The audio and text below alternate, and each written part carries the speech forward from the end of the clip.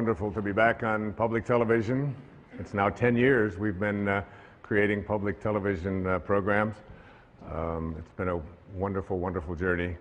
I obviously support public television. It's a way to bring higher consciousness to our entire country, and I'm proud and pleased to be here. This is a program about changing your life. Not in the traditional way that we think of when we think about changing our lives. Usually that means changing your behaviors, retraining yourself, getting new habits, going out and trying them out and changing your life. This is about changing your thoughts, and then your life will change. Change your thoughts, change your life. It's the name of this program, it's the name of the book. It is something that I very, very strongly endorse, that we have within us the ability and the capacity through the way that we use our minds and the way that we process things and events to make our lives totally shift and change around.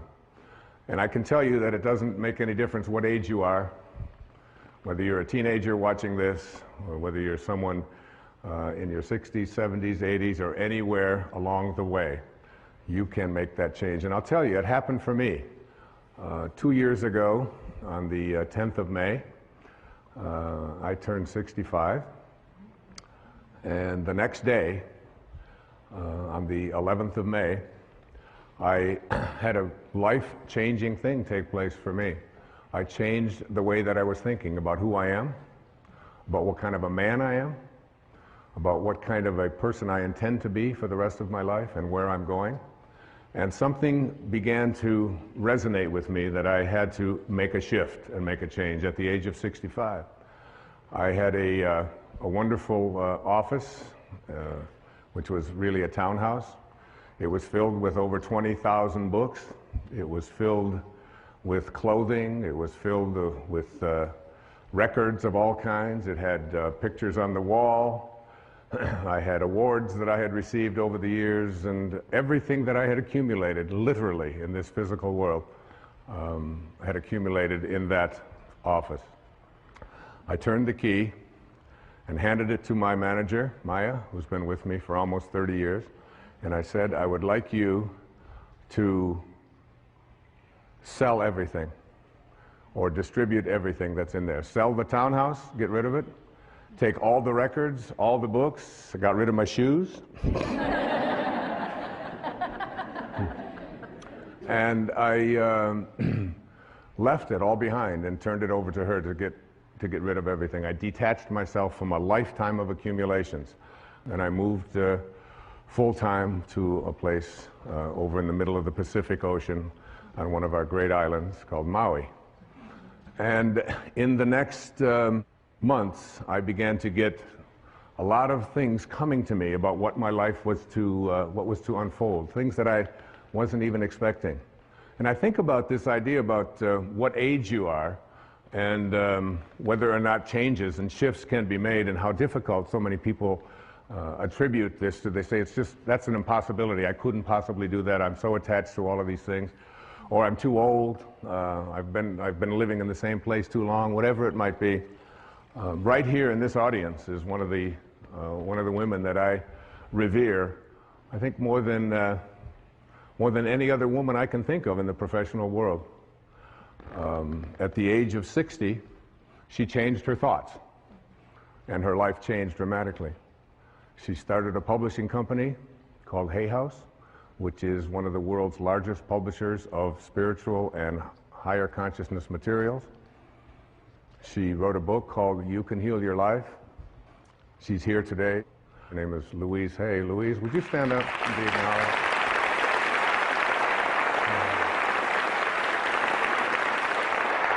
Thank you, sweetheart.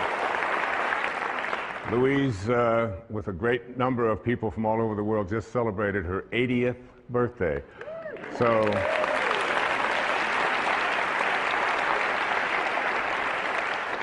I should look so good even at 60, all right? And I'm just so deeply honored that you're here, dear. Thank you. What happened for me in the next few months was absolutely life-changing. I had a friend tell me who was severely addicted to all kinds of drugs and alcohol, who was basically very close to death. He refused all kinds of treatment. He wouldn't go through the programs and so on. But he read a book, and the book was called the Tao Te Ching. The Tao Te Ching. T-A-O-T-E-C-H-I-N-G. Tao Te Ching. Tao in ancient Chinese means the way, the great way. Te is the term that means the application of or the virtue of. And Ching in ancient Chinese means book. So it's the book for applying the virtue of living the way. That's what this book means. And he told me that, and I thought, I've heard of the Tao Te Ching, I've heard of Taoism, I'm familiar with that. I had read about it when I was in college. I'd even lectured a little bit about it when I was teaching at a university in New York City, at St. John's University. It was something that I had sort of a cursory awareness of. But it wasn't something that I was really profoundly interested in. I was watching a TV show one night, and someone talked about the Tao on there. I walk into a bookstore, and there's a copy of the Tao. This is all happening in the 6 months or so that between when I had left and knowing that it was time for me to detach myself from all of the things that had been so much a part of my life and move on into a new area of my life. So I couldn't resist it any longer, and I said, I really want to read the Tao, and I'm going to take the next year, a full year, and in that year, what I would like to do is I would like to read each verse. There are 81 verses in the Tao Te Ching. You can read it in an afternoon, but you can study it for a lifetime. And in the studying of this, I said I would like to just take those 365 days for the next year, and in every 4 days, I am going to read one verse. Some of them are only 4 lines long. Some of them are 12, 16 lines long. I'm going to create for myself a way of seeing if I can live this Tao. And what I did was I would read it, then I would meditate on it, I would walk on it, I would go swim on it. When I would do yoga, I would practice it, and then I would sit down after the 4th day, and I had a picture of the man who was considered to be the author of this, although there's no historical actual record of his name is Lao Tzu. This is the visage that I looked at. This is the image of an artist's drawing of Lao Tzu. In ancient Chinese means old man. Old man. He was the old man who was living in China in the time of the warring states, and he decided he didn't want any more to do with war and violence and hatred and killing and all of the things that were so much a part of his world. And he got on his oxen and he left, and before he left to go off and be by himself, he dictated some 5,000 Chinese characters, these 81 verses that became the Tao Te Ching. There are some people who call the Tao Te Ching the wisest book ever written. If you Google this thing called the Tao Te Ching, you'll come up with over 1,300,000 hits on the Tao Te Ching. Not only that, there are 14,000 translations of the Tao Te Ching that I have come across. So what I did is I took 10 of those translations, the ones that seem to be the most relevant, the ones that seem to have the most meaning to those people who lived in this part of the Western world, and I combined them into what I consider to be the most useful translation of the Tao Te Ching. And each morning I would get up and I would look at this picture and I would ask, what is it that you would say to the people who are living now at this time, given the conditions that we have in our life right here? What is it you would do? Many people call this a manual for achieving a way of life that literally guarantees integrity, joy, peace, and balance in our life. Now, there was a man who was a contemporary of Lao Tzu. His name was Confucius. He was many years younger than Lao Tzu, but he kept hearing about this old man who had all of this great wisdom. And one day, he decided that he was going to go, legend says, and visit Lao Tzu. And he spent a full day listening to this man, because Confucius was someone in China who was trying to lay down all the rules of etiquette and how to conduct yourself and trying to dictate to the people what they should be. Lao Tzu had nothing to do with any of that. And when he went to see Lao Tzu, he came back and he talked to all of his people. And this is what he said. He said, "Of birds, I know they have wings to fly with. Of fish, that they have fins to swim with. Of wild beasts, that they have feet to run with. For feet, there are traps. For fins, there are nets. For wings, arrows. But who knows how dragons surmount wind and cloud into heaven? This day I have seen Lao Tzu, and he is a dragon." And there he is, a dragon. And a dragon in ancient Chinese was a picture of someone or something that was so mysterious and so difficult to comprehend because it could always be something else. There was a great teacher who came many years after that. His name was Rumi, who was Jalaluddin Rumi, who was a great poet, a Persian poet in the 14th century. And he had a line. He said, "The day that you were born, a ladder was set up to help you to escape from this world." I believe that the Tao Te Ching and this thing that I have done, this Change Your Thoughts, Change Your Life effort that I spent 1 full year on every single day, doing exactly what I just said, is a ladder that will help you to return. In the Tao, there's a very famous line. The 40th verse of the Tao says, "Returning is the motion of the Tao." Returning is the motion of the Tao. So that all of us came from a divine spiritual essence, invisible. Everything in the world of form emanated from something that is formless. There was a split second when you went from non-being to being. And what Lao Tzu was trying to teach was to be able to return to that place from which you came and live your life from the spiritual perspective and become a God-realized being. Another great poet, T.S. Eliot, once said, "We shall not cease from exploration. And at the end of all of our exploring will be to arrive where we started and to know the place for the first time." For the first time. What I'm asking you to do, and what Lao Tzu seemed to be saying, was learn to die while you're alive, because you will ultimately return. All of us have a return trip, a round-trip ticket when we came in, didn't we? But if you could learn to die while you're alive, and there's a great story. I have to tell you this story. I want to read this story to you. It's a way to look at this idea of dying while you're alive. It goes like this. To die while we are alive gives us the only opportunity we will ever have to get outside of this package that houses us temporarily. There's an ancient parable that repeated generation after generation by the spiritual masters of India, which illustrates this point. Listen to this wonderful story.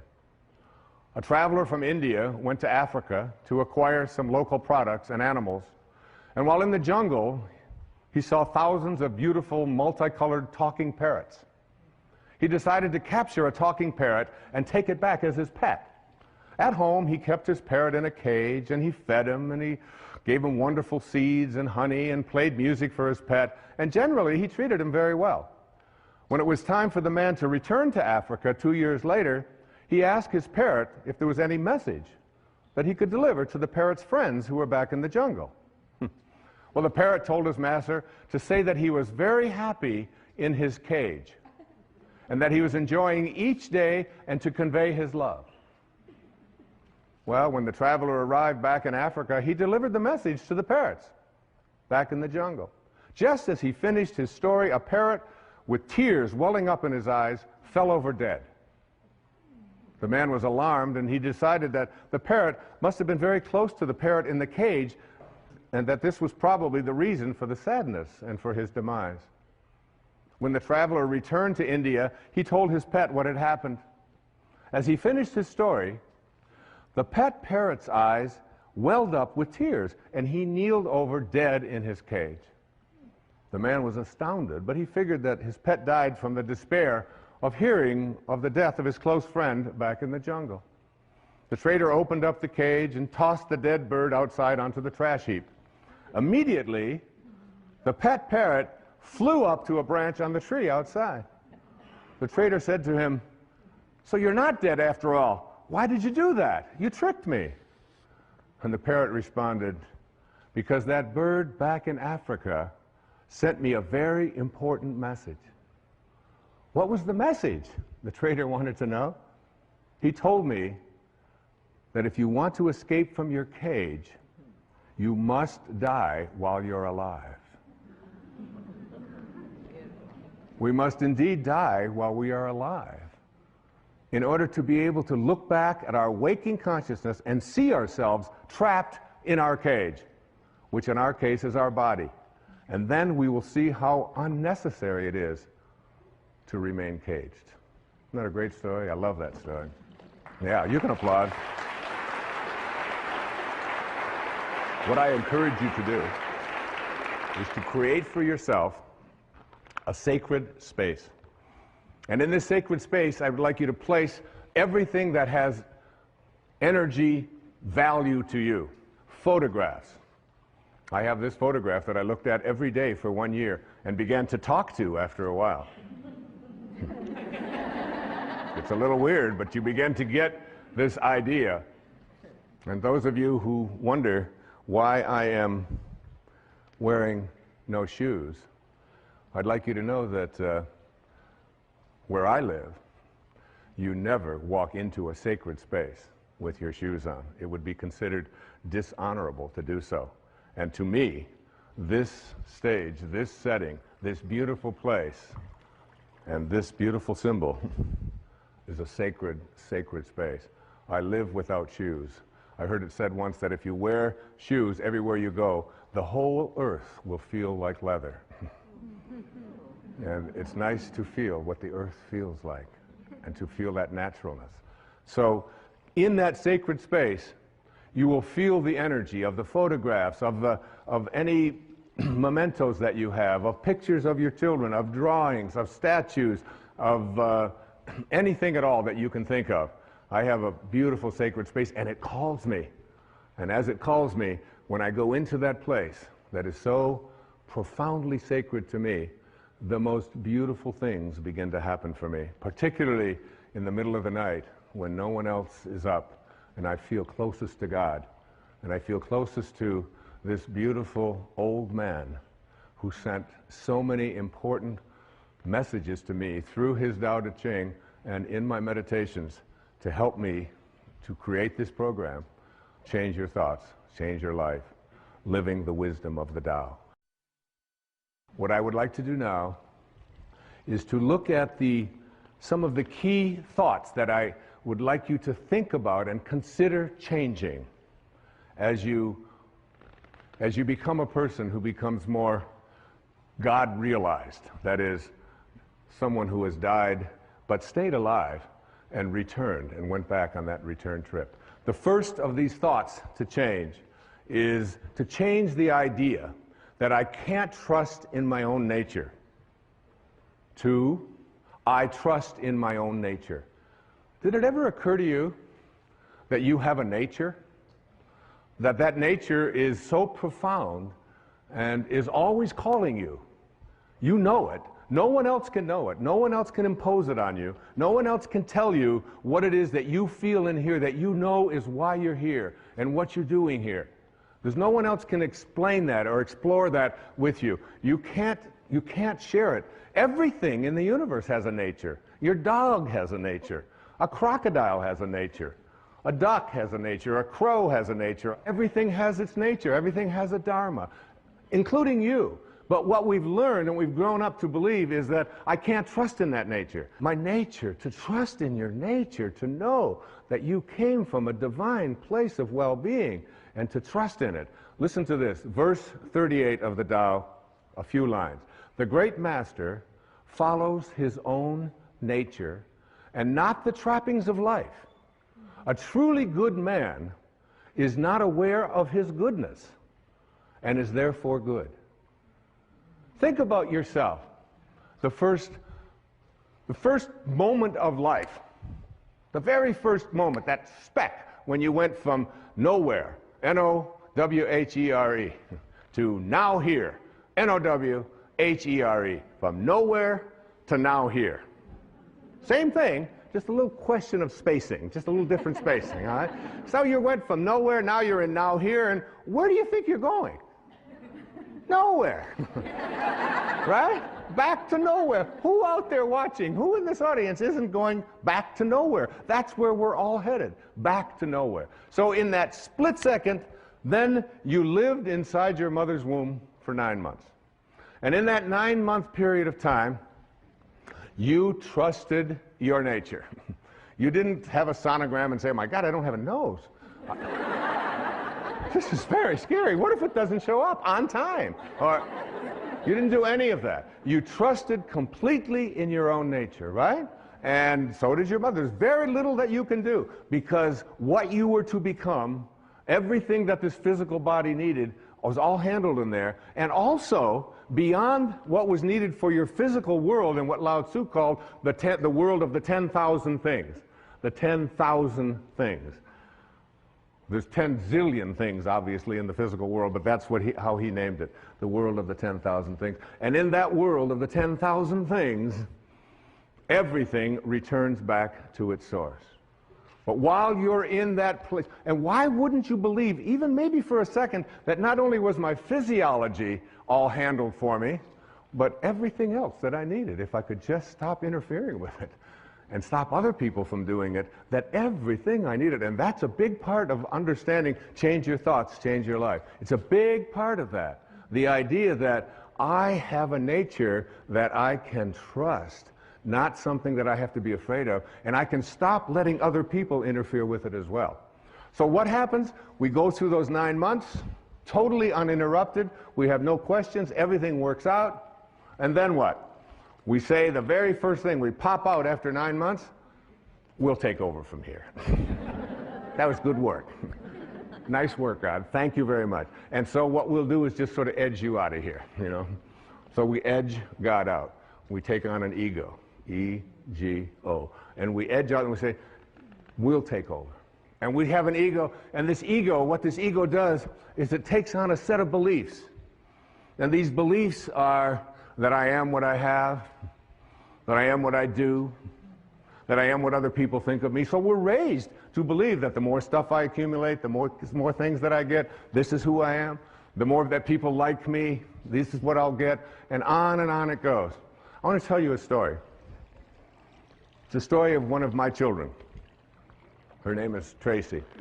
We lived in Detroit when she was born. She came in as a little rebellious. She came in the middle of the Detroit riots when they said nobody is allowed to go out. Anybody that goes out is going to be arrested. And she said, this would be a good time for me to show up. Which is exactly what she did. So when she showed up, after about the second or third year, Tracy went to preschool. And she came home from preschool. She was about 3. And in that time she came home and she said, she handed me a paper, and it had a gold star at the top of the paper.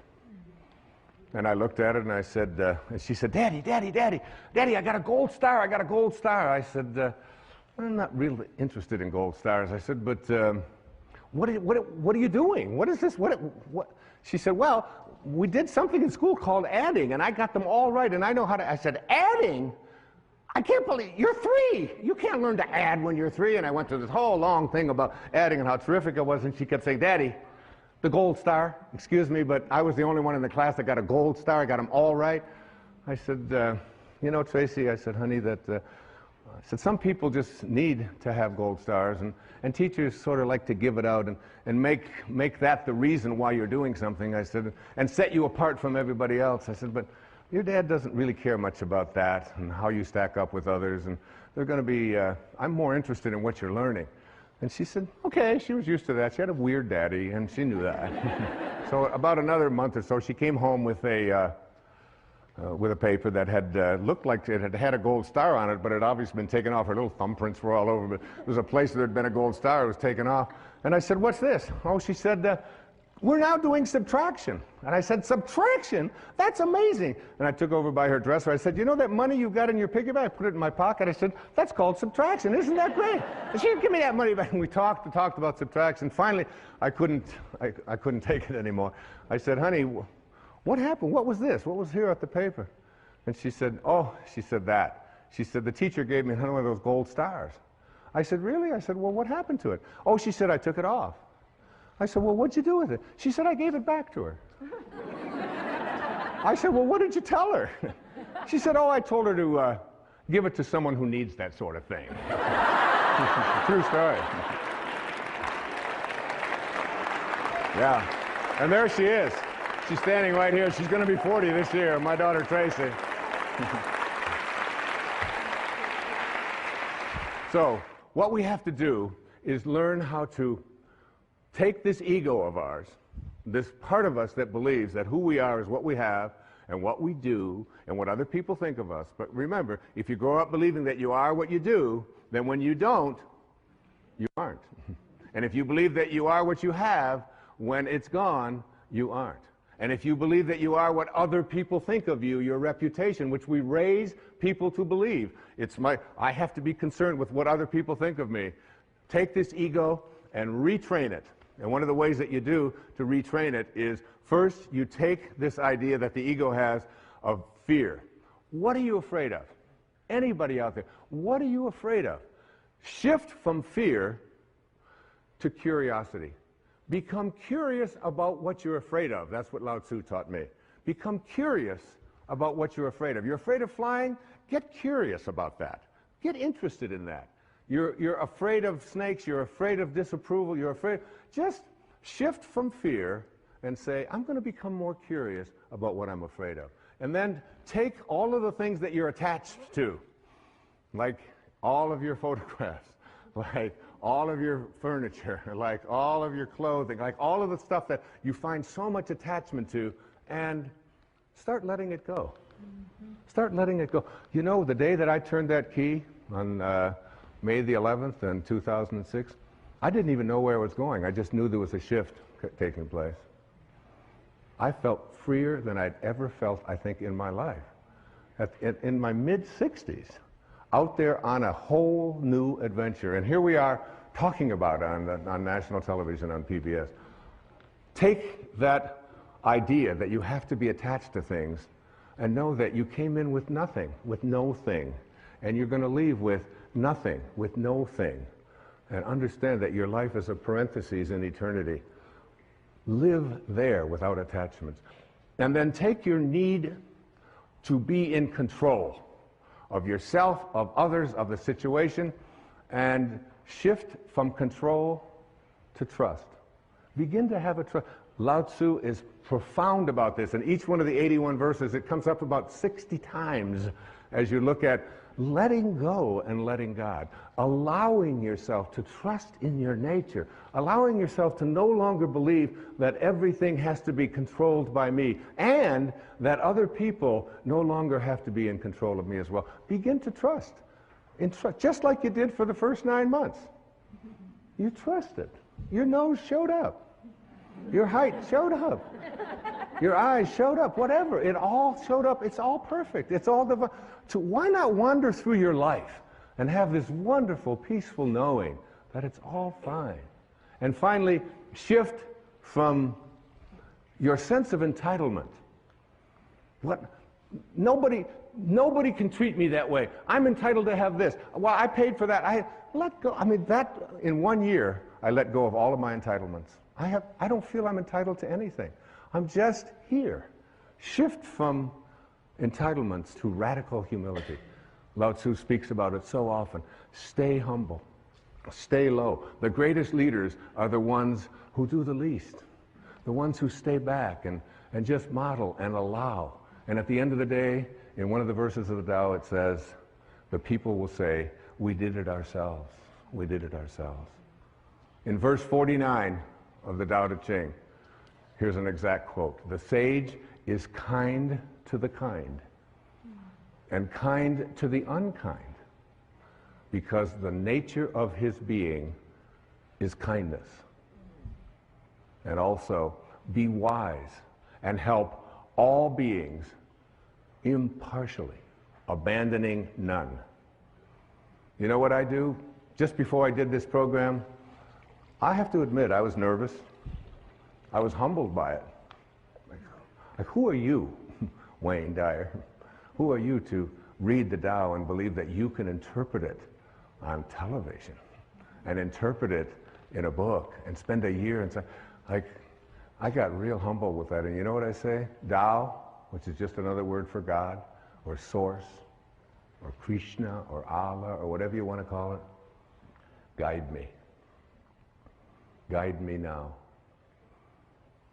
I have that awareness before I come out. If you knew, it says in the Course in Miracles, if you knew who walked beside you at all times on this path that you have chosen, you could never experience fear or doubt again. I remember Mother Teresa saying to a dear friend of mine who was asking what could he do? What could he do to do something for her? He was, his name was Pat McMahon. He was on KTR radio in Phoenix. And finally Mother Teresa said to him, you can do something for me. She said, tomorrow morning, get up at 4 a.m. and go out onto the streets of Phoenix and find someone who's living there who believes that he's alone and convince him that he's not. That's what you can do. That's how saints talk. That's how Lao Tzu spoke. Okay, let's go on to the next thought. To change. So you're changing from not trusting in your nature to trusting in your nature. You change your thought from I need more to what I call living contentment. What is this thing about more? It's the mantra of the ego, isn't it? I have to have more. I have to collect more stuff. I have to have more friends. I have to have more money. It's more, more, more, more, more. When where you came from nowhere. You don't need anything. It's a continuous bombardment that we are all exposed to in this whole world of believing that we have to have more. It's one of the reasons why I love public television so much. You don't see ads on PBS. You don't have to be constantly exposed to the idea that you have to have more and you have to get more, and if you don't have this, then you're not complete, and so on. So we get bombarded with this idea of attracting more. And Lao Tzu says, live contentment. Live in a state of being contented. Here's verse 81, the last verse of the Tao Te Ching. My favorite translation of it, and I put it right into the book. Sages do not accumulate anything, but give everything to others. Having more, the more they give. It's a great lesson. My son Sands, who's, we're very, very close. We just spent a couple of months together over in Maui, just being together, just being. It was a divine time. And he came home with, it was last summer, he came home with 4 T-shirts that he loved. And I said, well, honey, I said, which one do you like the best? He said, well, that one over there, that blue one, it's got the writing, and it's got the drawing, and it's got a surfer, and it's got, I said, that's great. I said, I'd like to have that one. He said, no, Dad, that's my favorite. That's the one I like the best. I said, I know. I said, that's the one. Would you mind if I had that one? He said, I would mind a lot if you had that one. He said, maybe you can have one. I'm not so crazy about this one over here. I said, so you're going to give me something you don't like? I said, that's the one. I love that because we have the same taste. Could I have that one? He said, Dad, you're crazy. He said, you can't have my favorite T-shirt. I said, well, I want you to think about that. I want you to think about detaching and letting go and not needing to have more. And he's heard me talk about this stuff his entire life. So finally, he just, I went in and I tried it on and I said, this thing looks so great. Looking in the mirror, thinking, he said, Dad, that really is mine. I said, yeah. I said, but you're going to give it to me. He said, no. I said, yeah, well, just think about it, because I'm your dad, and I'd really like to have this. And so he reluctantly parted with it. And so that evening, I was still wearing the shirt, and he looked at me and he said, oh, that's my shirt. I said, Sands, I said, you gave me the shirt. I said, I'm going to wear this shirt until you are happy that I have your favorite shirt. I'm never going to take it off until you are happy. He said, well, you'll be wearing that shirt a long time. I said, well, that's okay. So I wore it. The next day I got up. I slept in it that night. I got up I did. I got up the next morning. I put it on, and that Sands would come in, and he'd look at me. I said, oh, you're still not happy that you gave me something that you really love. Because this is what it really means to be a sage. This is what it means to be a divine being, to be someone who's willing to depart with not the things they don't like, but what they do like. I wore it the next day. I wore it the next day. I wore it for 2 weeks. Take it off only to wash it, put it right back on. 2 solid weeks. Each one of my children will tell you. Finally, one day he said, Dad, I'm so happy. I am so thrilled that you have that T-shirt. I said, oh, that's great. I can finally take this thing off. I'm going to just give it away. But it's like, what a great lesson in that. The idea that you take, there's a rule. It's called the 80-20 rule. And in the 80-20 rule, it says everything that you have, all of your stuff, 20% of it is what you use. All of your clothes in your closet, 20%. You just keep using the same 20% over and over. 80% of the clothing that you have in your closet, for so many people, is something that you never use, you don't wear. You look at it, you store it, you think, well, there might come a day, oh, I can't part with that, even though you've been carting it around. Every time you move it and you put it. Take the 80% that you don't use, says Lao Tzu, and give it away. Give it away. Lao Tzu said that when your cup is full, stop pouring. When your cup is full, stop pouring. We have an obesity crisis in the United States, in the Western world. The obesity crisis can be handled if you just read the Tao.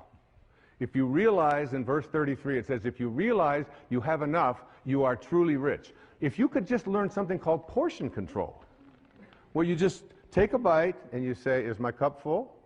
Stop pouring. Stop pouring. In other words, instead of filling yourself with that which is already a surplus, in the Tao it teaches us to take surpluses and to reduce them, and to take deficiencies and increase them, so that we create balance in our lives, to be in balance. You can take the jewelry that you don't use. You can take the clothing, and then once you've given away the 80% that you don't use, take one of the things that you really like and practice giving that away. It's such a wonderful way. Listen to this poem. It was written by a great Persian poet named Hafiz. It says, even after all this time, the sun never says to the earth, you owe me. Just look what happens with a love like that. It lights up the whole sky. It lights up the whole sky. There's no owing. There's no owing. You don't have to be, you can practice living a state of contentment. This was so powerful for me. You just can't imagine how good it felt for one entire year to walk through every day and say, I'm content. I'm content. I start out every morning of my life. The first words, Hafiz says, if there's only one prayer that you say every day, make it thank you. Just say thank you. That's how I start. Wake up, thank you, God. Thank you. Thank you, Source. Thank you, Tao. Whatever you want to call. The opening line of the Tao says, the Tao that can be named is not the Tao. As soon as you put a name on it, it dissolves. There's no name for it. It's just endlessly, invisibly, constantly in a state of creating out of a state of love. The next thought that the Tao teaches us to change your thoughts, change your life. You really do. See, so much of the previous PBS specials that I've done on inspiration and intention, these were teaching people generically how to think differently. What Lao Tzu taught me was what to specifically think in place of thinking that. Instead of thinking that I don't trust my nature, he said, trust your nature. Instead of saying, I need more, he said, you need less. More is less. That comes right out of the Tao. Next thought. Move from thinking in a rigid way to thinking and being flexible, soft, and allowing. From rigidity to softness. What a wonderful transformation that is. I was standing looking with my son Sands, and we were on Maui, and we were looking at water as water was going against some rocks and some cliffs and so on. And in these pictures, in this moment, I said to my son, I said, which do you think is stronger? The water or the cliff? The water or the rocks? Which one do you think is more powerful and stronger? And he said, well, he said the rocks, obviously they're stronger and they're bigger and all. I said, water is very, very patient, isn't it? How much chance do those rocks have if they want to survive? I mean, what chance do they have? That would, and Lao Tzu is speaking to us about understanding our nature by examining how nature works and then making it apply to our thoughts, so that a soft thought, a thought that isn't a rigid thought, a thought that doesn't say you have to be this way or you have to be that way, a thought that is not stiff, a thought that water, there are so many references to water and what we can learn from water. You're 75% water. The planet is 75% water. We are water. The rest of us is just muscled water. It's all water. And water is soft. Water can enter anywhere. You get into a conflict with somebody else, and you picture yourself as water. You can enter with water in any place that there's an opening. If you can visualize yourself as a being who moves into the space of water, if you can see yourself that way, you can just enter into those places in the people that you love, in your children, in your spouse, in anyone at all, and enter there softly. Here's verse 8. The supreme good is water, which nourishes all things without trying to. And verse 78, right smack out of the Tao. Nothing in the world is softer and weaker than water. But for attacking the hard, the unyielding, nothing can surpass it. There is nothing like it. Here it is.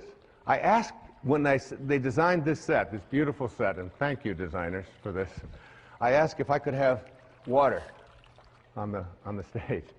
They did it. They figured it out. There's Now, I'm going to try to get some of this water, okay? So you get down here and you just, I'm going to just scoop this up. Okay, now tighter you hold it, the less chance you have of doing anything with it, isn't it? How can I experience water? The way to experience water is to just get soft, just get unbending. And there it is. That's what water is. The minute I grasp it, the minute I try, and Lao Tzu is saying the same thing is true in everything in your life. The more you grasp, the more you try to hold on to it, the more you try to be rigid with it, the less control you have of it. The softer you are, the less rigid you are, the more flexible you are as a person, the more you can accomplish. And this is a great way to practice in parenting as well. And this idea that a rigid thought, how many times have you heard this idea that if I tell you something, I'm going to stay consistent with it? We have a set of rules, these are the rules, and we'll do it this way. In the Tao it says the more rules you make, the more rule breakers you create. It's true. The more rules you have in your house about how everything has to go. We had in our house, my wife would have a big jar of M&Ms. Peanuts, you know, all these different multicolored ones. And the kids in our house, because we didn't feed them sugar and we didn't give them sodas and stuff like that, so they were just more like a decoration. Every once in a while someone would take them. They'd hardly ever be replaced. Now when we had kids come over to our house who weren't ever allowed to have such horrible things, you should have seen their behavior.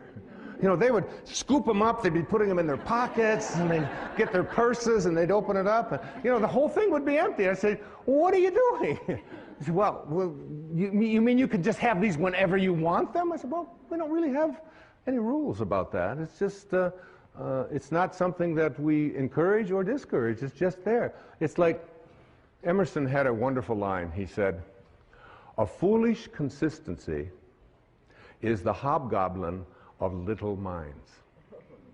A foolish consistency, a rigid consistency. So that there are many people who will say, if I say it on Monday, you can be absolutely certain that on Wednesday, I'm going to believe the same thing, regardless of what might happen on Tuesday. Now, Tuesday might have something real that you might want to be changing your mind. You might want to say, you know, I thought that this time, but now I've seen this, and now we can shift. And you can see how this can become and so much about the Tao is on leadership. Leadership in the family, leadership in the community, leadership geopolitically. Less rigidity, more openness, more willingness to listen and say, I changed my mind. Because a foolish consistency is the hobgoblin of little minds. And what I believed on Wednesday has changed because of what happened on Tuesday. Now, another important thing to say to your children, to your friends, to your lover, to your spouses, to whomever, to the people you work with, words that we're so terrified to say, but which give us a sense of living with the Tao. I don't know. I don't know. I'll look it up. Say it. I don't know. Doesn't hurt. Say it again. I don't know. Isn't it fearful? I mean, so many people, and it's like very freeing, because my kids ask me something, and I say, I don't know. They say, Dad, you know everything. You know everything. I say, well, I don't know that, and I'll look it up, or we'll try to find an answer to that, but I don't quite know. I know that I spent 20 years running, and I ran every day for 20 years, for 22 years, without missing a day, 8 miles. Never missed a day. That's rigid, all right? Some call that obsessive. But you brush your teeth every day, I used to say, and you don't call that obsessive. And you go to the bathroom every day, and you don't say, well, he's obsessively doing that again today. You don't do that. But anyway, what I learned is that even in the world of exercise, there are certain things that are built in to make us rigid, to make us stiff, to make us hard. And we lift, and we run, and we kick, and this is what we call working out. There's another kind of working out that is ancient. It goes back to the time of Lao Tzu and before, which is called yoga. And yoga means union. It means union with your source. And when you do yoga, you can stay in the same place. You can do the equivalent of 8 miles. When I used to run 8 miles, I had to run 4 miles that way, turn around, 4 miles back. And I'd be sweating. Now I can do yoga, and I can just stand in one place. And in 90 minutes, by being supple, by making myself stretch, by not being hard and rigid, I can get that out there. I can get that leg up. I can do these kinds of things. And 90 minutes later, it's like I'm totally sweating, and I feel so different. I used to, when I would go out at night to eat or something, after running so many miles, running marathons and doing those things, I'd go to get up, and it would be, okay, it's going to take a little while, right? Because everything was so, that doesn't happen anymore, because I've given up hard. I've given up being rigid and substituted it for being supple, for being flexible, for living a life in which I don't have to always be so fierce. Listen to this verse of the Tao Te Ching. It's one of my all-time favorites, verse number 76. A man is born gentle and weak. At his death, he becomes hard and stiff. All things, including the grass and the trees, are soft and pliable in life, dry and brittle in death. Stiffness is thus a companion in death. Flexibility is a companion in life. And it's not just for how you exercise, it's how you think, how you think. In front of my place on Maui, there is a beautiful set of 11 or 12 palm trees. And these are like 30, 40, 50 feet tall. They've been there for, I don't know how long, decades. And when the winds come and when the storms come, the storms will blow them over. There they are, watch. And they're just these amazing elastic things. I learned so much from these things. I go out there, when I wrote the essay in the book on the verse 73, I just went out there with the palm trees, and I would just commune with these palm trees, and they go all the way up, and then they come all the way back. That's a symbol for how we need to think in our own lives. In verse 73 it says, "It is heaven's way to conquer without striving. It does not ask, yet it is supplied with all that it needs. It does not hurry, yet it completes everything on time." One of my favorite lines from the Tao, one of my favorite beliefs from the Tao is this, that you're doing nothing. All of you, you're doing nothing. You're just being done. Just like you were the first 9 months of your life. You think you're out there and you're making this happen and you're making that happen and you've got all these rigid things and you have to apply your life this way. You're not doing anything any more than you were having your fingernails show up when they were supposed to. And look at you, look at all of you, look around. You know, it's like, you know, what held it in yesterday? You know, I don't know, I'm not doing anything. They fall out and they don't fall out no matter how hard I try to keep them in there. Finally, my kid said, "Give it up. Give it up." So I was over in England, and they told me that I couldn't take my shampoo bottles on the plane, and there's nothing you can do about it. I said, "Yes, there is. I'll just shave my head. I no longer need shampoo." Okay, so we want to move from stiffness to flexibility. The next thought that I'd like to see us change, that the Tao taught me so much, was living by interfering, to shift that to living by not interfering. Do you know that every one of your children have the anchor of the universe located within them? And that Khalil Gibran, this is a paraphrase, he said, "Your children are not your children. They are the products of life's longing for itself. They come through you, but not for you. They're not there for you. So what are you doing interfering in their lives?" Now, I'm not talking about letting them play out in the traffic or play at the edge of a swimming pool if they don't know how to swim. I'm not talking about that. I'm talking about, I called this when I was working on this and living this and practicing this for that full year of 2006, the bite your tongue, zip your lip verses of the Tao. Verse 29 of the Tao. Do you think you can take over the universe and improve it? I do not believe it can be done. Everything under heaven is a sacred vessel and cannot be controlled. Trying to control leads to ruin. Trying to grasp, we lose. Allow your life to unfold naturally. Allow other people's lives to unfold naturally as well. We have parents, I see them a lot. They're called helicopter parents because they're always hovering. They're hovering over their kids and they're telling them what to do and what not to do. And my son came over from England, my son Shane, and he was going to get ready to go to college, in America. And my wife said to me, "So you're going to take him and show him about registration, right?" I said, "Oh yeah, I'll be doing that." She said, "Well, make sure that you help him because he doesn't have any idea how to register at the school, this great big school with thousands of people." I said, "Yeah, and I do, right? I would know how to register kids at school, you know." And so Shane got in the car, and I said, "It's all going to be fine. You'll all be fine." And we drive over to the campus, and I drop him off, and I have my tennis racket in the back. And he said, "Where are you going?" I said, "Well, I'm a prophet." I said, "I get paid by the thought.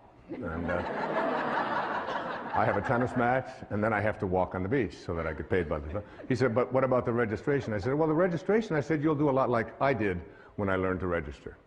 He said, "Well, what do you mean?" I said, "You'll just go up to the people and say, 'Where is registration?' And they'll say, 'It's over there where all of those people are all lined up.'" Because I remember those days in a college of 40,000 students or so, finding out how to register. "Tracy, did I take you to register, honey?" No. So he said, you mean you're just going? I said, yeah, you just go over there. I said, you want Daddy to walk with you over and take you through graduate? You're 18 years old and you want Daddy to register you? He said, oh, no, I wouldn't want that. So we got home at the end of the evening. When I got back home, and my wife had said to me, she said, did you help Shane at registration? Oh, I said, I gave him so much help. Probably the most help he ever had in his life. I taught him how to do things for himself. And so that I wouldn't have to be interfering and hovering over and figuring it all out for them. My children know that when their science project comes up, that I'm there for consultation, but I passed science.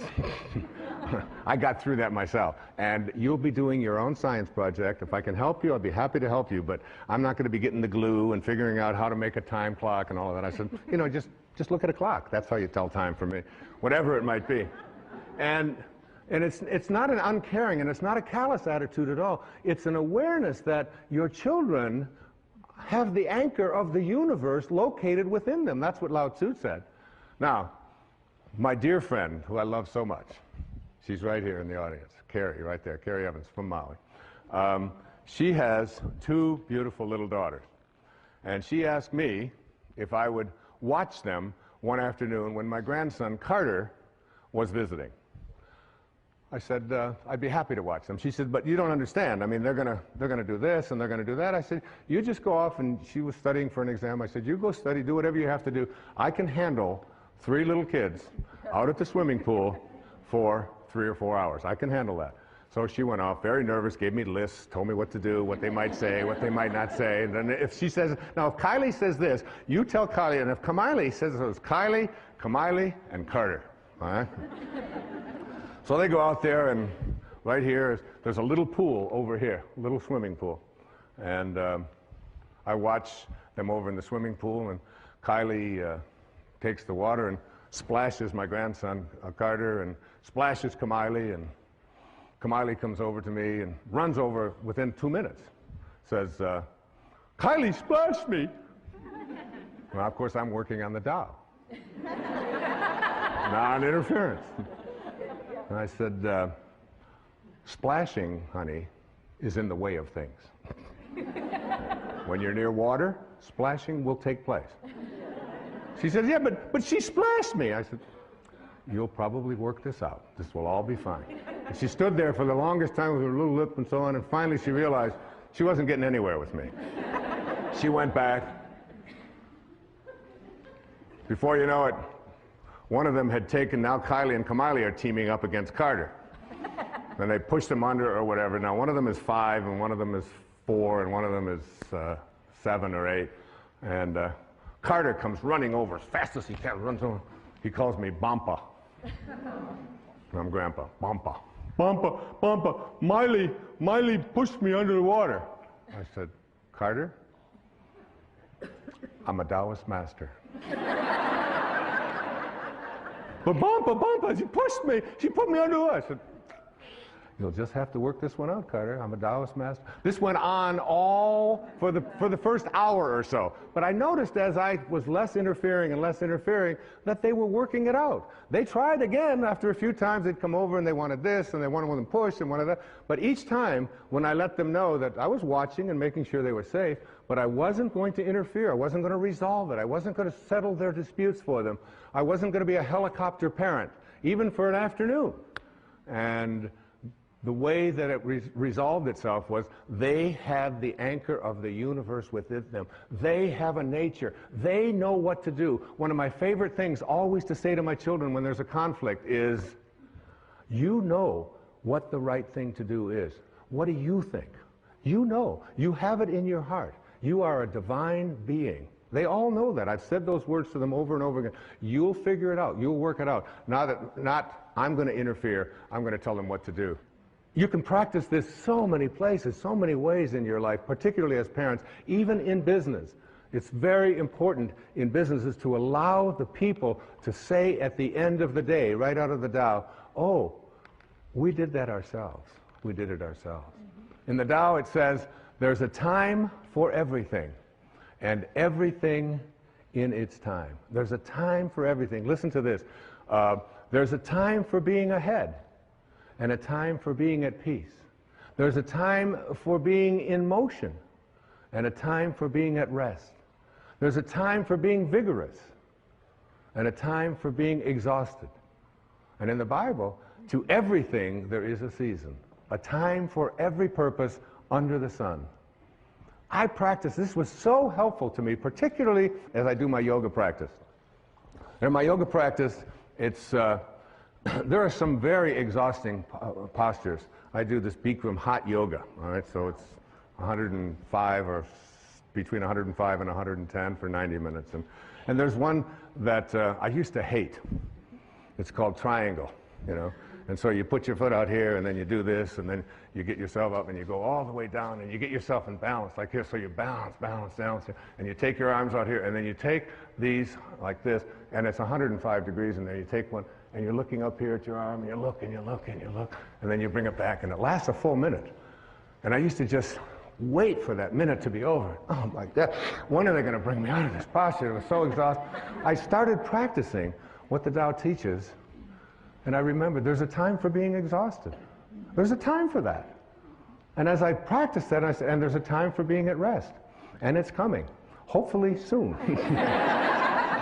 But in your life, there's an awareness that there is a time for all the things that go on that you think shouldn't be happening. In the Tao, it says that hidden in all misfortune is good fortune. Hidden in the misfortune that you have is good fortune, because no storm can last forever. Even nature cannot create a storm that lasts forever. Ultimately, hidden within every storm is calmness. Hidden within every flood is drought and dryness. Hidden within all of the storms of your life is the peace that you desire. And it leans on you if you stop telling yourself and just let yourself go with it, to be at harmony with it, rather than trying. You can see why this is called the wisest book ever written, and we're just touching on it here, just touching on this. Lao Tzu was green before Al Gore. He was. This is verse 39 of the Tao Te Ching. When man interferes with the Tao, the sky becomes filthy, the earth becomes depleted, the equilibrium crumbles, creatures become extinct, therefore nobility is rooted in humility.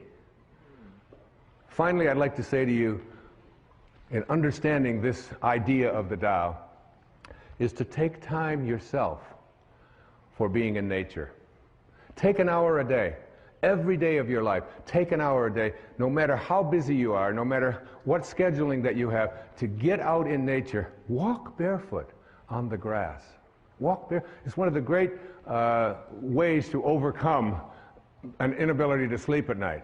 Just go out when you can't sleep and just walk on the grass, walk on the earth, and reconnect yourself. Now, go out and be with the tree and look at what you can learn from nature. Look at these trees. Look at these animals. You can study. Look at that.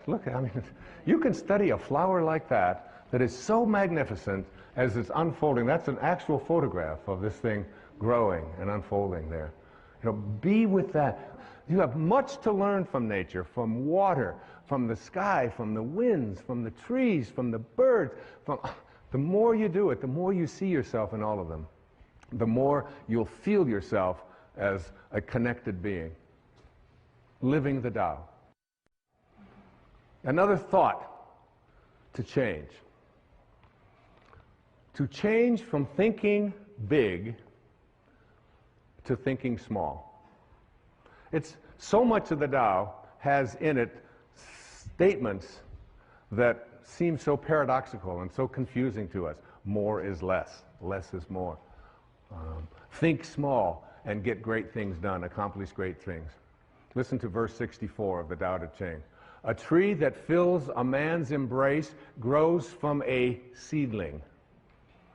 A tower 9 stories high starts with 1 brick. And here's the most famous line out of the Tao. A journey of 1,000 miles begins with what? The first step. 1 first step. Okay? So today I can stand up here on this stage in this beautiful sacred place, in this beautiful yin-yang symbol, on this incredibly beautiful set that feels so much like nature, and I can say to you that in a very short time, this year, I will have completed 20 years without taking a drink of alcohol. 20 years, okay? Thank you. Now that's big. That's big. Because I drank every day. Not to get drunk, but I drank every day. 2 or 3 beers every evening after running, and it was like, and I couldn't remember a day when I hadn't had, I thought back 10 years, 12, I couldn't think of a day, not one day in the previous decade or two that I had not had a beer, or several beers. So that's big. And if I would have tried, if I'd have said to myself 20 years ago, Wayne, you're going to quit drinking for the next 20 years, I would have gone immediately and had a drink. Because it's just too big, isn't it? It's just too big. You don't do big things. You do small things and thus accomplish great things. It's a very important distinction to make. Whatever it is that you would like to create or contribute or become in your life, take one step. How did I let drinking go for 20 years? And I don't even know about tomorrow. I never think about tomorrow and whether I'm going to have a drink. All I know for sure is that this won't be the day. I do it one day at a time. That's how you overcome anything called an addiction in your life. You take it, you reconnect yourself to the source from which you came, which is a source of what? Well-being, isn't it? And you get back and return, get on the return trip and say, I am connected to well-being. And I'll do this one day, 1 hour, 1 minute, 1 second if I have to, at a time. And when you do it, I mean, it's behind in all of the programs for overcoming addictions, and all of the work of Bill W., all of the work of Alcoholics Anonymous, all of the work of any kind of addictions. It isn't just alcohol. It can be food. It can be addiction to your emails. It can be addiction to work. It can be addiction to so many things that so many people find that they can't get past, and to move themselves into a place where I think small. I ran 7 marathons in my running years. And about the 22nd or 23rd mile, you begin to ask yourself about your sanity.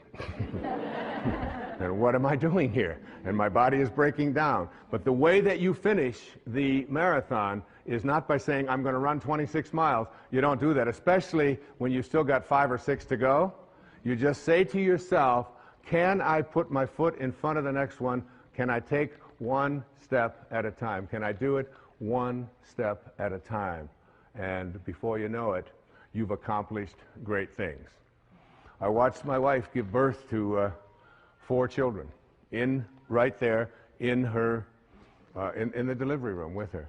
And she does not, you know, when you have a baby, it takes 9 months, doesn't it? You don't say to yourself, oh my God, I gotta have a baby, I gotta get pregnant, I gotta deliver it, I gotta go through labor, because that'll just drive you. And there are people who do that. And it's a torture for them. But I watched her do it one moment at a time in labor. Not what's going to happen an hour from now, what's going to happen this afternoon, am I going to have the... none of that. And she did it all naturally because it was all... And her mind was so strong as she was doing it that I couldn't even penetrate. I couldn't even communicate with her. She was so focused on just being here. She would say, these are not labor pains. These are just signals. Just signal, and I can take this signal. I can do this for 1 minute. I can do this. It's the way everything gets done. I watch the great tennis players on the planet, Roger Federer, Pete Sampras, these people that are really masters at this game that I played for so many years, not even close to those kinds of levels. And they'll be in a tournament, they'll have a seeding, and they'll say, here's the first round, here's the second round, here's the third round. There's no such thing as playing the 4th round before you've played the first round. And then when you get to the first round, you don't go out there and say, well, I've got to beat this person in 3 sets. You say, I'm going to think one serve at a time. I'm going to think 1 point at a time. And every great athlete, I don't care who they are, they will always say, I can't think out there in big ways. I can only think small. Thinking small is what gets great things done. Verse 63, achieve greatness in little things. Take on difficulties while they are still easy. Do great things while they are still small. The sage, one of my daughter's names, the sage, does not attempt anything very big and thus achieves greatness. Greatness comes from being in the moment, here, present, in the now. The sage confronts difficulties but never experiences them. This is the idea of thinking small. And finally, I'd like to see you change from this thought. Change from seeing yourself as separate to seeing yourself as connected to everyone and everything in the universe. Our ego tells us that we are separate, that who we are is this body that we have, and everybody out there is separate from me. Nothing has been more profound and more powerful and important for me than this verse of the Tao Te Ching. This idea that we are all one. That all of us emanated from the same source. And by doing so, by emanating from the same source, we need to see ourselves as connected to every single being, every single person, every single flower, every single tree, every single animal. If you can see yourself in everyone, we're all connected. It makes about as much sense to me to have a smoking section in a restaurant as it does to have a peeing section in a swimming pool, right?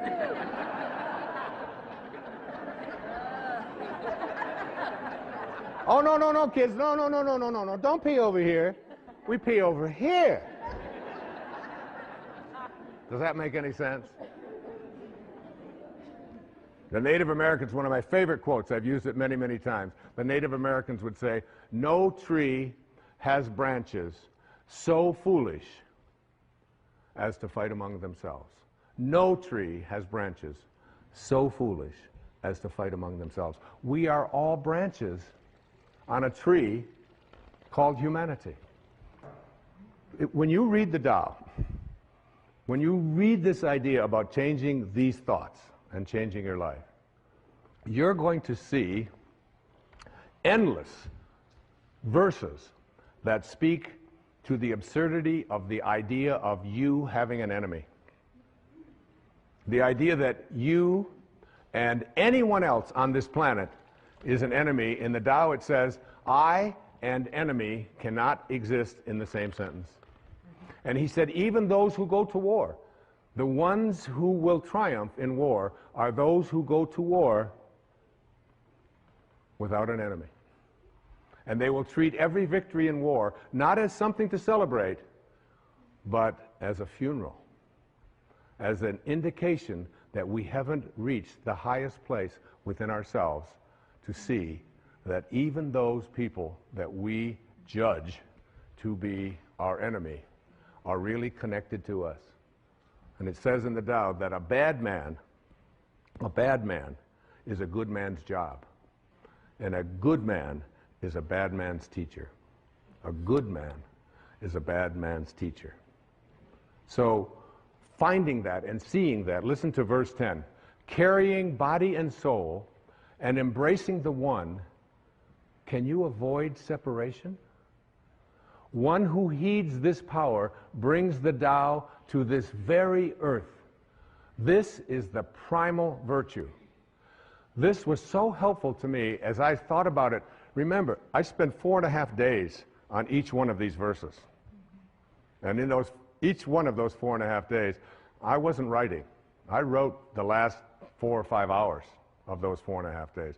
For 4.5 days, I took that verse and I went out into the world and I looked at everyone that I encountered, everyone that I saw, and I tried to see myself in them.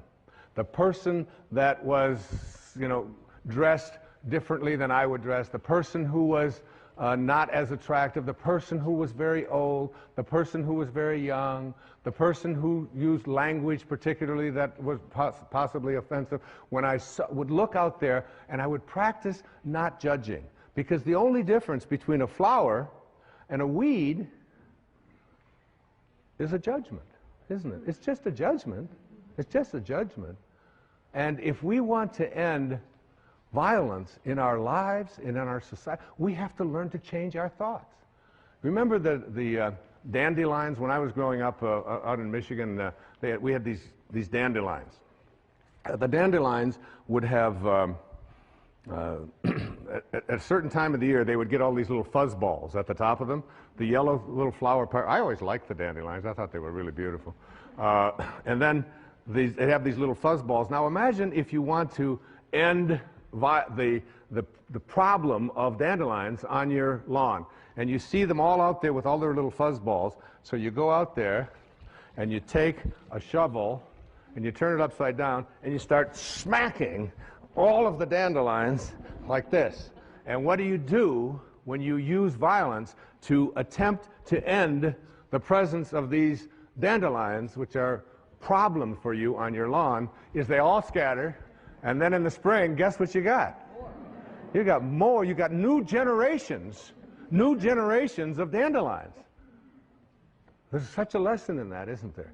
There's a great lesson that when we use violence as a means to resolve our disputes, whether it's individually with each other, or whether it's in countries, or whether it's in communities, whenever it is that we resort to that kind of not seeing myself in others, and out of this kind of a consciousness will emerge those people who will ultimately begin to get this. Because if we don't get it, like if we don't really get it, civilization as we know it will not survive. It will not survive. We have to learn that the people that we call enemies, no matter how horrendous they may behave toward us, there is still something of us in all of them. And we can figure out a way. Yes, we of course have to defend ourselves, and yes, we don't allow people to push us, or all of those kinds of things, but at a deeper and a higher level, Lao Tzu was asking us to go within and find that place of peace, and try to reach out to that and help someone to make a U-turn.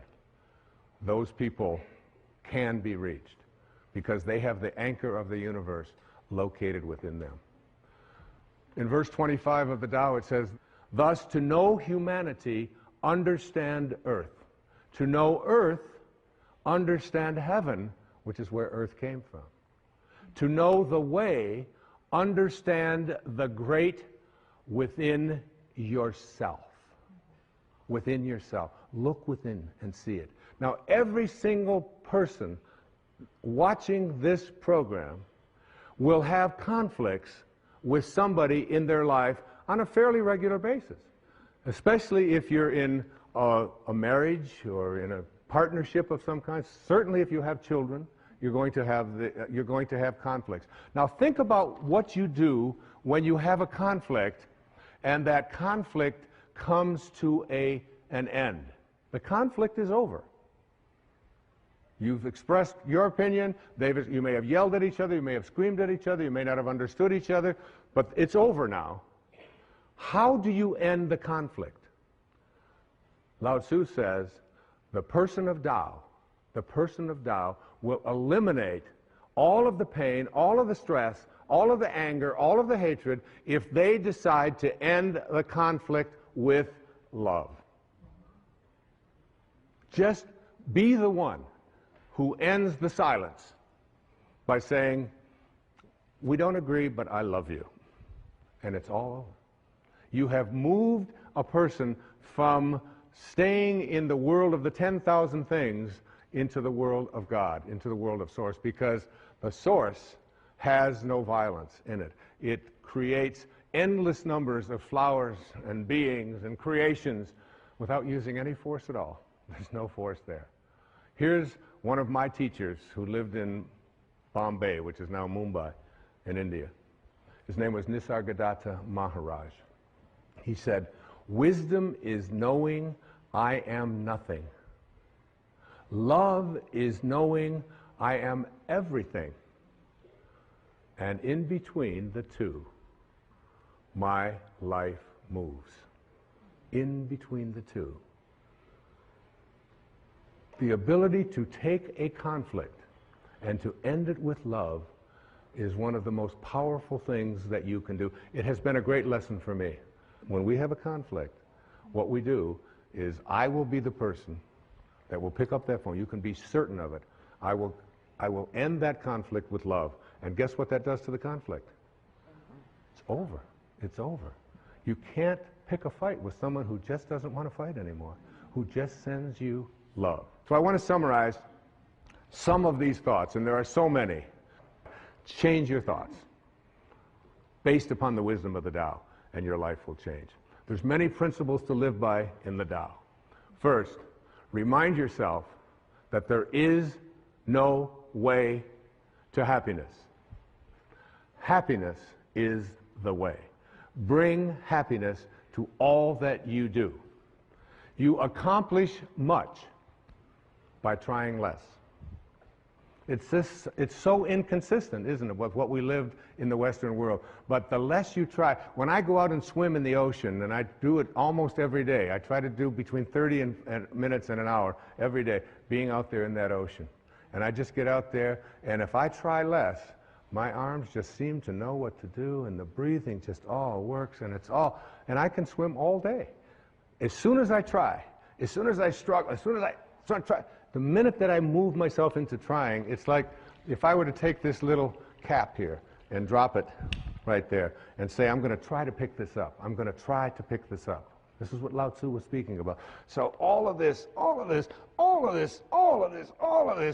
I'm trying, I'm really trying. All of this is called, in reality, not picking it up.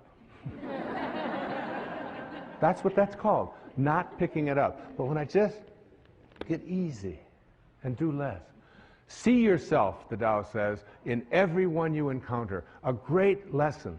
Every single being, especially the ones that we read about who we're told are our enemies. See yourself in them. Know that whoever they are, wherever they live, they want what we want. They want what I want.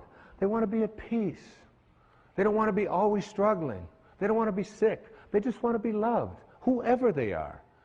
I know the skepticism of that. It's like, yes, but, all of the yes, buts. But if they got it too, see, Lao Tzu wasn't speaking to, well, some are going to get this and some probably won't. He was speaking to all of us. Trust in others, the Tao says, to know what's best for themselves. Trust in that. Trust in the pliability, the flexibility of your babies. God, those little babies, they're so great when they're like, 2 weeks old. You can take their foot, put it behind their neck, stick it around here like this, put it in their mouth.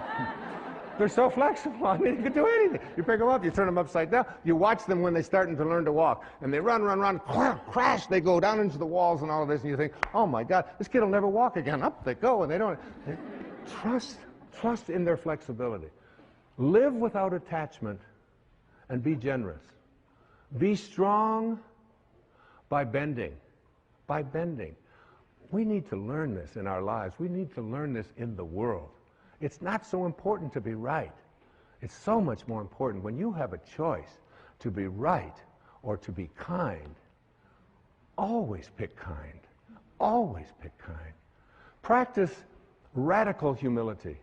Live low. Live low like the ocean. Stay low. And all the streams will come to it. That's why it's so powerful, because it doesn't lord anything over anyone. And rather than looking for miracles, see everything as miraculous. Everything in your life. There was a man who had a Tao experience, what I call a quantum moment. His name was John Newton. He lived back in the beginning of the 18th century. And he was crossing the ocean. He was a slave trader. He had a ship full of human cargo that he was going to trade into slavery in the most hideous practice that was so common at that time in our history. And in the middle of a storm, on his way over there with all of these people, he was 22 years old or 23 years old. And he thought he was going to die, and he thought it was like he must have hit a hurricane or something out there that was before satellites could warn people. And while he thought he was in that state of dying, he took out a pencil and a paper, and he wrote on the back of an envelope, he wrote, "I once was lost, and now I'm found." And it was grace. It was grace that taught my heart to feel. It was grace that brought me home. And when the storm was over, he had a moment. He reconnected to his source. Anybody out there can reconnect to the source, to the Tao, and become a being of Tao. Remember, it's a return trip. And you can make that return trip while you're alive. Remember the parrot. He knows much more than we did. And he returned back to Africa, and he released the slaves, it is said. And for the next 55 years of his life, he shifted and became the most ardent spokesman as an abolitionist to abolish that hideous practice of slavery. That's what he devoted his life to it. A former slave, it's like going from Saul to Paul, you know, from being a person who crucifies and murders Christians to being the author of a big portion of the New Testament as St. Paul. In a moment, it's possible for any of us. I close this beautiful presentation on the Tao, Cecilia, with a poem that was written by a woman. Her name is Naomi Long Madgett. She's from Detroit, went to Wayne State University. She was named the Poet Laureate of Detroit, an acclaimed African-American poet. Listen to these words. It sums up all that I've been saying. I wouldn't coax the plant if I were you. Such watchful nurturing may do it harm. Let the soil rest from so much digging, and wait until it's dry before you water it. The leaf's inclined to find its own direction. Give it a chance to seek the sunlight for itself. Much growth is stunted by too careful prodding, too eager tenderness. The things we love, we have to learn to leave alone. Thank you.